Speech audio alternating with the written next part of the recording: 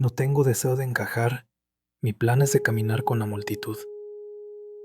He aprendido a estar conmigo, con mi mente, mi corazón y mi alma. Ser yo mismo me ha tomado años, años de silencio, de búsqueda, de entender que no necesito ruido para sentirme vivo. Hoy valoro la calma, porque descubrí que no todos los que te escuchan pueden comprender tu alma.